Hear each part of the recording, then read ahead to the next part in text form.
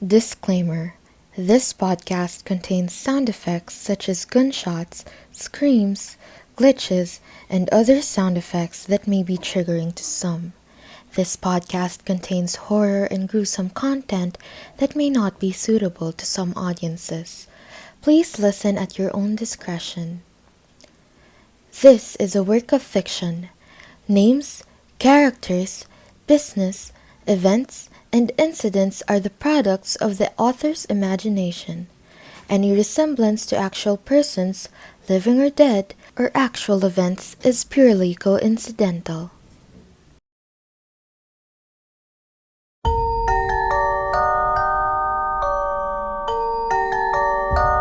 In the dark and silent streets of Manila,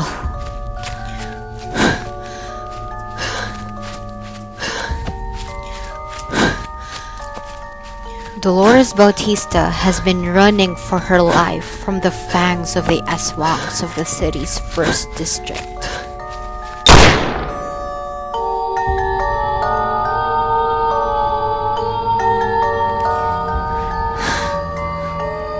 Wala na ba sila? Nasaan ako? Kaalab, narinig mo ba? Nagsulputan na naman daw ang mga aswang sa distrito natin. Shh! Huwag kang maingay. Baka may makarinig. Iba talaga ang mga manaros, no? Nagkaroon lang ng kapangyarihan sa politika, inaabuso na agad. Kailangan ito marinig ni Alab. Alab? Sino yun? After having the courage to come out of her hiding place, she asked the men. Pasensya na sa abala, pero may narinig kasi akong aswang sa usapan ninyo. May humahabol sa akin kanina. Pakiramdam ko, sila yun? Hay, Diyos ko, salamat at buhay pa ako. Sorry miss, pero maaari ba naming malaman ang iyong pangalan? Paano ako makakasiguro na mapagkakatiwalaan ko kayo? Ligtas ka sa amin. Nasabi mo na muntikan ka ng mabiktima ng mga aswang, hindi ba? Ang tanging masasabi lang namin ngayon ay kakampi mo kami at hindi ka away. Ako si Dolores Bautista. Kayo? Hindi mo maaaring malaman ang aming pangalan. Sapagkat maaaring madekado ang samahan namin kapag nakalabas ang aming mga tunay na katauhan. Ngunit kung ikaw'y papayag, maaari kang sumama sa amin upang makilala ang samahan. Ngunit sa isang kondisyon. Ano? Alam ninyo po kasi, nakasalalay na sa desisyon mo kung sasama ka o hindi ang magiging takbo ng inyong buhay. Dahil kapag namulat ka na sa katotohanan, ang pagpikit ay isa ng kasalanan. Para sa ating news bites ngayong tanghali, pagbabagang balita, isang babae na naman ang nasabing nawawala mula alas 11:30 kagabi.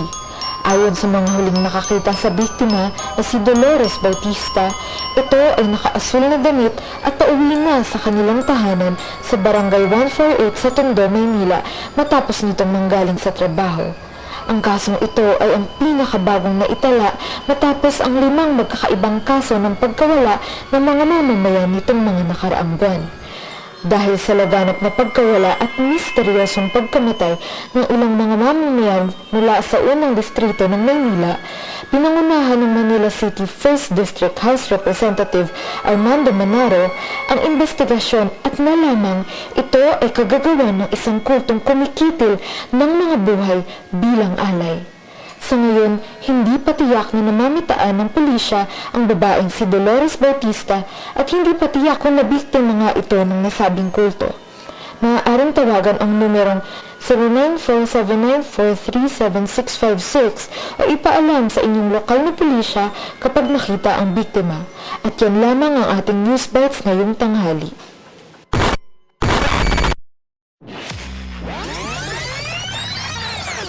3 years later. Mga mahal naming kababayan ng unang distrito ng Maynila, Si Dante Manaro ang katumbas ng inyong boto. Boto ko si Dante Manaro. Ang dami na kayong nagawa ng pamilya niya saka na-resolve ng tatay niya nung pagkawala ni inay. Nay Dolores, kung nasaan ka man ngayon, iboboto ko yung anak ni Armando Manaro para sa'yo. Igaganti kita dun sa sinasabi nilang kulto na kumuha sa iyo. Pero bago yan, ikakampanya ko muna sila sa mga kapitbahay ha. Hoy Mars, iboto mo si Manaro ha. Ang gaganda kaya ng nagawa ng pamilya nila. Saka isa pa, sila yung nakapag-resolba sa pagkawala ng nanay ko, 'di ba? Siya yung nagsabi na kagagawan daw yun ng mga kulto na walang puso. Ha? Hindi mo ba alam na may kumakalat na balita na may maruruming gawain daw yung pamilyang Manaro? Saka sabi-sabi rin na kaya lang daw pinapatakbo si Dante para maging puppet ng tatay niya kasi nga hindi makakatakbo sa posisyon, di ba? Kasi nga may sakit daw. Bakit ka naman nagpapaniwala sa mga chismosang marites na yan, Aber? Basta ako, Manaro ako kahit anong mangyari. Siya, sige, may gagawin pa ako sa bahay.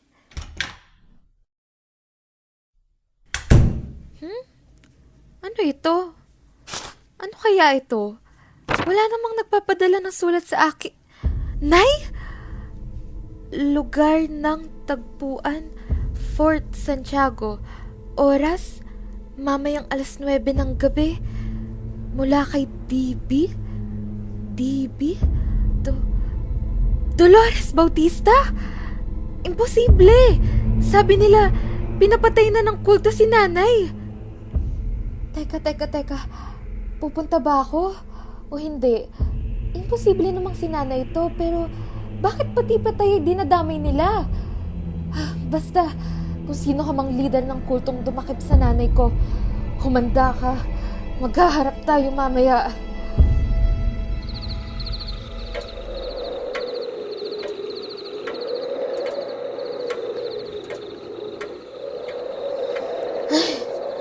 Alas 9:30 na ng gabi pero wala pa rin sila. Uwi na nga ako. Ay, iba talagang mga kulto. Hindi pa ba sapat na pinatay nilang nanay ko? Isinusumpa ko talaga na...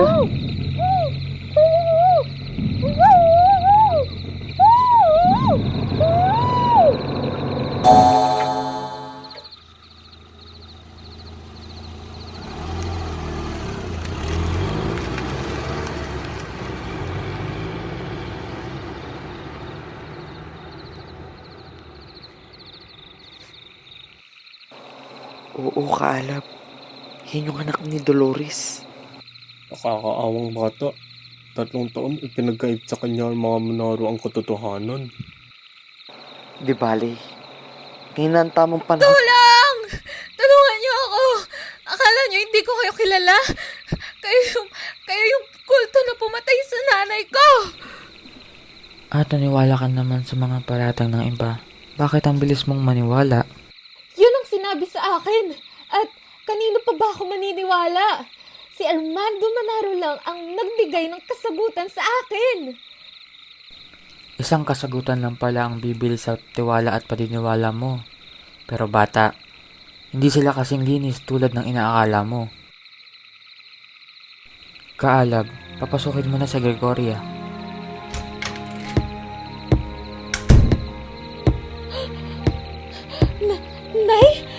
Nay, ikaw ba yan? Anak ko! Anong ginagawa mo rito? Saka, bakit kasama mo sila? Kulto sila, Nay. Kulto sila. Saka, bakit Gregorian tawag nila sa'yo? Nay, umuwi na tayo, Nay, ha? Umuwi na tayo.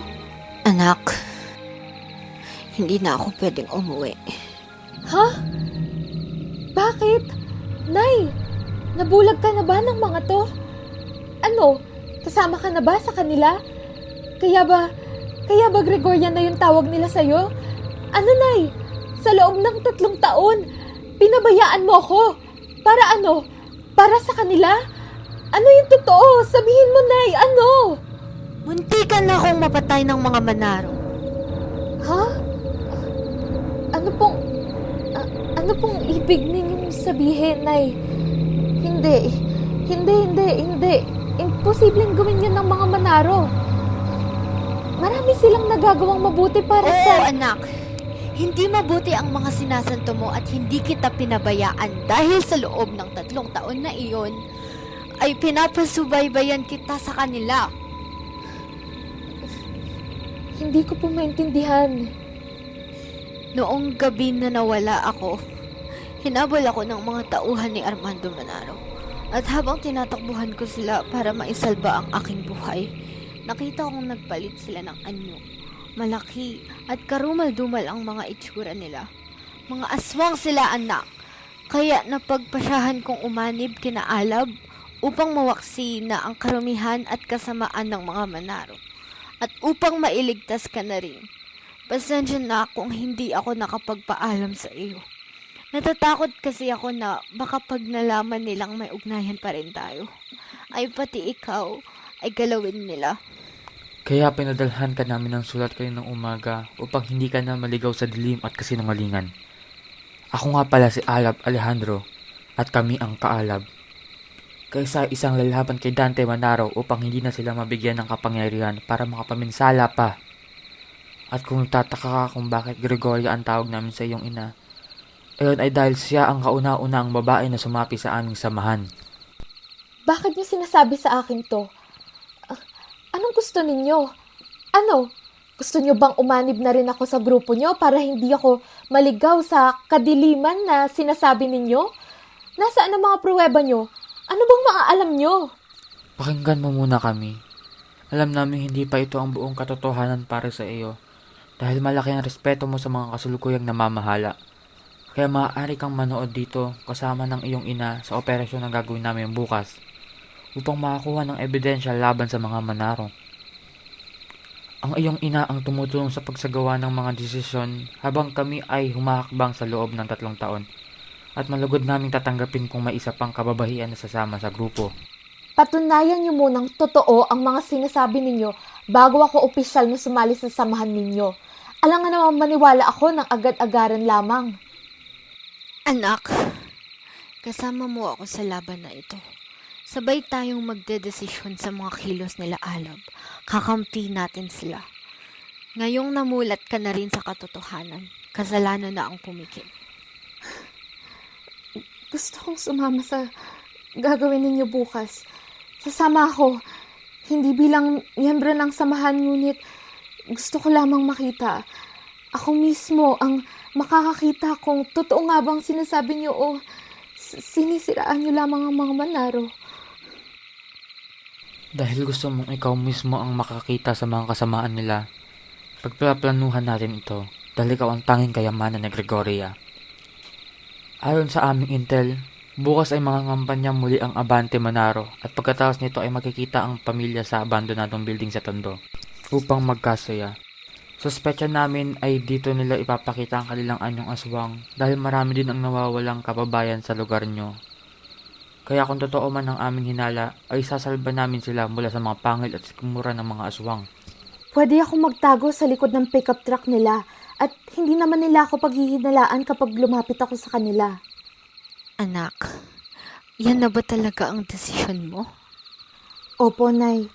Gusto kong ako na mismo ang makakakita ng mga paratang ninyo dahil hindi ko na alam kung anong paniniwalaan ko. Mag-ingat ka, ha? Opo, Inay. Alam na namin ang mga sekretong daan papasok at palabas ng building at may isa pa sa amin na susunod sa iyo upang masiguradong ligtas ka. Dahil ikaw ang unang papasok, maaari mo silang kuhanan ng litrato at di kaya video para makukuha ng ebidensya. Bibigyan ka namin ng gadget para mabigyan mo kami ng signal upang masundo ka namin dahil wala kaming armas. Sige, naunawaan ko. Salamat. Nay, aalis na po ako. Mag-iingat po kayo at magkikita po tayong muli. Cecilia travels back to Tondo and finds a pickup truck that has Dante Marano's face all over it. She carefully climbs to the back and covers herself with tarpaulins. Minutes later, 2 men went inside the truck and answered a phone call. She could not hear the conversation. Melatonin finally came for her. She needed to doze off, just for a few minutes, she thought.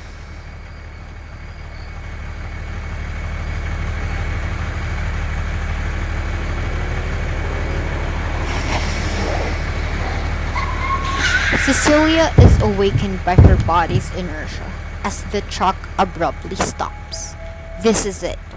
Cecilia prays to the Virgin Mary for guidance as she embarks on what could be her final destination. Her eyes behold a concrete roof and concrete walls covered in grime. It's an abandoned building indeed. The crew alights from the vehicle and notifies the nearby guard. Musta ang promotion? Ayos lang, boss. Kaso kulang yung posters. Puro tarpaulins eh. Masyadong malaki yun para dun sa tondo. As the conversation continues, Cecilia grabs her phone and slowly crawls out of the truck as quiet as she can. She eventually reaches a corner covered by a wall and records the crew as they tread towards what appears to be the center of the building, a vast space of seeming nothingness. She follows them with focus and great caution, not wanting to make a move she'll regret.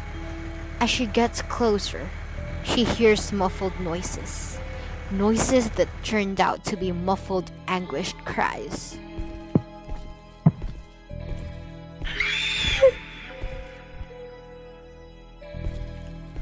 With one wrong step, she would have been caught by the approaching guard. Luckily, she backs onto another wall. As soon as she confirms no imminent danger, she slowly turns around to peek. All Cecilia could do was pray to God that no one heard her, as she couldn't help the noise she had just let out. Horrified by what her eyes had just witnessed, it was like a scene in a snuff film. A young man and an older woman chained on the far side of the center, covered in blood, sweat, and tears. Rotten flesh and bones scattered on the floor near them. After a few moments of staring at the young man, she recognized his bloodied face. It was 𝐬𝐸𝐴ZYGANI Lazaro. He has been missing for over a week in Tondo. His face was all over in posters stapled on cable posts throughout the streets. Cecilia wanted to run away and call authorities, but she knew she would have taken 𝐬𝐸𝐴ZYGANI's place if she ever did. Shaking and perspiring, Cecilia could not contain herself and let out brief, silent, and sudden sighs. She overhears two men talking. Too scared to move, she tilted her phone and observed from there instead. Boss, ito na po yung tanghalian nyo. Dalawa lang? Paano na mamaya? Ano? Gugutumin nyo ba kami? Sorry boss, mahirap na po kasing kumuha ng naglalakad na mag-isa sa eskinita. May pepper spray na silang dala. Wala akong paki. Hindi kumidnap ka ng mga pag-gala-gala. Basta. Sige na, doon na kayo. Gutom na ako. Cecilia's stomach almost wrenched after hearing that. She was petrified. She could not clear her mind. Thoughts ran through her brain, colliding and exploding in shock. She was only able to cover her mouth as she spoke what's inside her mind. Diyos ko po, hindi maaari. Totoo nga yung sinasabi nila Alab at Inay. Gagagawan nga to ng mga manaro. At yung sinasabing kulto, walang kulto. Gagawa lang yun ng mga manaro para hindi malaman ng taong bayan na sila ang mga aswang. Mga aswang na dumadakip sa mga taong bayan, sa mga inosenteng tao. Cecilia peeked and watched Dante Manaro turn into a hairy, terrifying monster. A transformation so dramatic that not even any movie special effect can imitate. But the fangs. It was the fangs that caught her attention. They're so sharp she can almost feel it pressing down her neck, despite being so far away. Muffled cries grew louder, and soon they became wails of pain. Cecilia watched in horror as the aswang pounced on the young man and aggressively bit on his raw flesh. Cecilia couldn't bear to witness any more of the horrific act. She knew she had to escape before she becomes the next meal. She felt her heart pounding so quickly, as if it might explode soon the longer she stayed there. With shaky hands, she tries to give Alab the signal. But alas, before she could press any button, she felt the phone slip and drop to the pavement. Hindi. Hoy, sino ka? Ba't ka nandito? Hoy!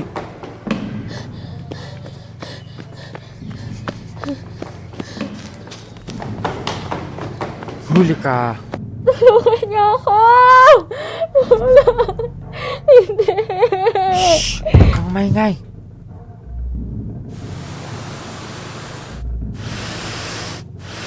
What Cecilia dreaded the most finally happened. She was not able to escape with the evidence. This is the end, she thought. Things only start to get more hazy as she faints from the chemical on the towel covering her face. Boss, ito pa pala nahuli kong sumisilip. Tali mo dyan. Ay, teka. Kailangan ko umalis. I need to make a statement to the press this afternoon. Ikaw na bahala rito. I have to go.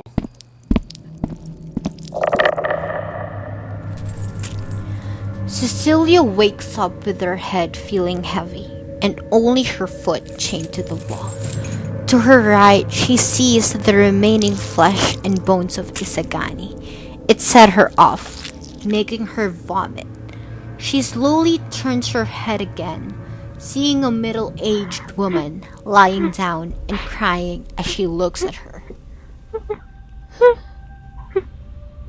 Kailangan ko siyang tulungan. Dapat kami makatakas. Hindi pwedeng mayroon pang mabiktimang mga manaro. Cecilia checks on her phone in her pocket and finds that it's still recording. As she returns it, her fingers suddenly caress what seems to be her extra bobby pin, the one she always kept in case she loses her hairpins. Cecilia inserts the pin, strokes it around until a clicking sound is heard, indicating that the chain has been unlocked. Not seeing the guard at any angle, she walks slowly towards the woman and frees her.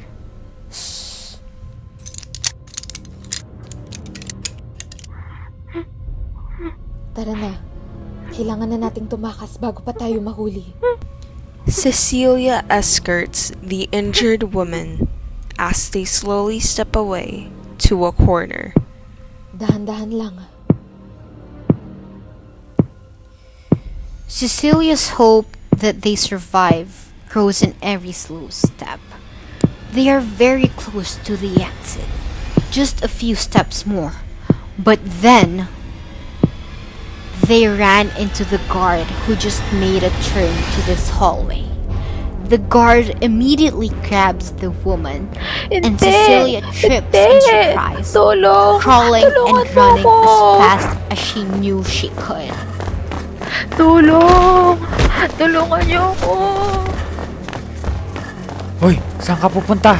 As Cecilia runs for her life, she tried to send all the pictures and recordings to Alab, but the file size was too large to be delivered on time. Bilis! Bilis! Bilis! Bilis! Diyos ko, anak naman! Oh, yung signal! Andyan na yung signal. Tara na! Cecilia, nandiyan ka ba?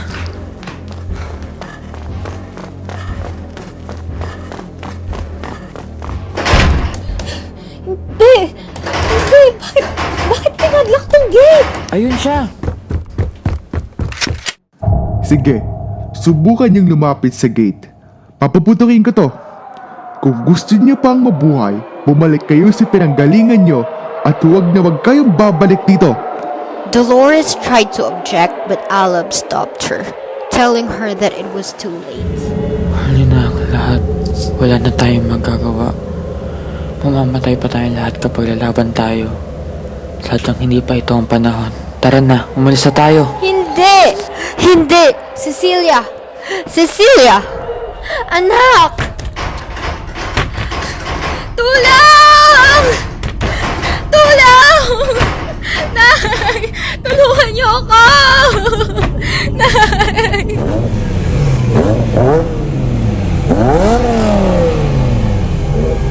Hindi! Hindi! Huwag niyo akong iwan! Nay! Ha! Huli ka!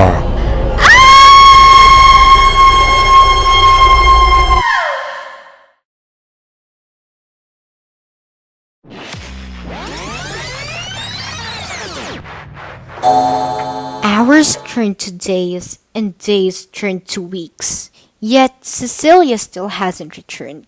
Alab promised Dolores that they will avenge Cecilia's disappearance. Not now, but maybe soon when they have the power to do so. Soon, election day has arrived.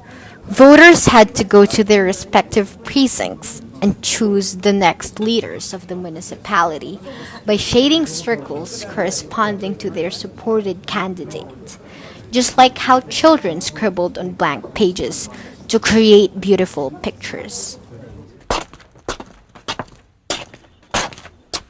Kuya, tignan mo. Kailan pa nagka-building dito? Ewan ko. Tara, silipin natin.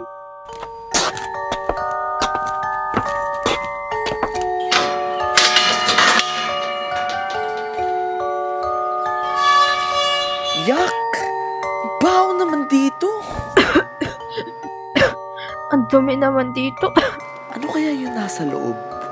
Kuya, ayun oh, may cellphone. Uy! Tignan mo oh. May video. Play mo nga.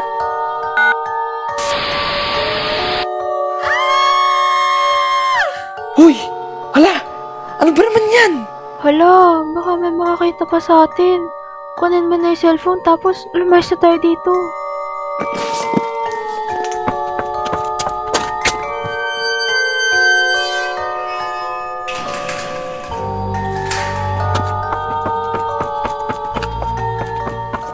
God knows what that phone holds. Scenes of horror and unholiness.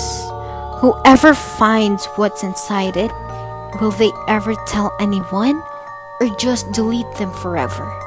Will that small electronic device be the key to open eyes?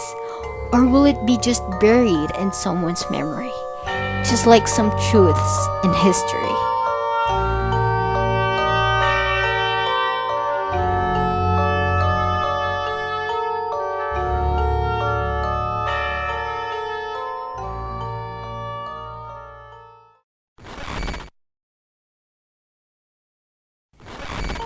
Inihahandog ng The Cardinal Print ng Universidad ng Mapua ang Spookfest 2021 podcast na pinamagatang The Fangs of Deception sa panunulat ni na Florcita Ann Santiago at Paul Nino Rodriguez, na binigyang buhay ni na Reinhardt Villaruz bilang si Cecilia Bautista, Isabel Bacon bilang si Dolores Bautista at ang ating tagapagsalaysay, Jose Fernando de Silos bilang Dante Manaro at tauhan ng 𝐤𝐴LaB-𝐾𝐸, John Christopher Mary Atanasio bilang si 𝐤𝐴LaB Alejandro at unang guard, Christian Padilla bilang crew at ikalawang guard, Cyril Kadatuan bilang kapitbahay ni Cecilia at ang batang babae. At nais bigyang pagkilala ng The Cardinal Print ang espesyal na partisipasyon ni Ralph Julian Salonga na gumanap bilang taga-suporta ng partido ng mga Manaro, tauhan ng 𝐤𝐴LaB-𝐾𝐸, at Batang Lalaki. Ang programang ito ay inedit na 𝐤𝐨𝐴 at Christian Padilla at inilarawan ni na Riona Angela Samole, Reinhardt Villaruz at 𝐤𝐨𝐴 sa promosyon ni na Wilson Tondo at Jari Nicole Tadeo. Sa pangunguna ni na 𝐤𝐨𝐴, Christian Padilla at Reinhardt Villaruz. At laging tatandaan, kapag namulat ka na sa katotohanan, ang pagpikit ay isa ng kasalanan.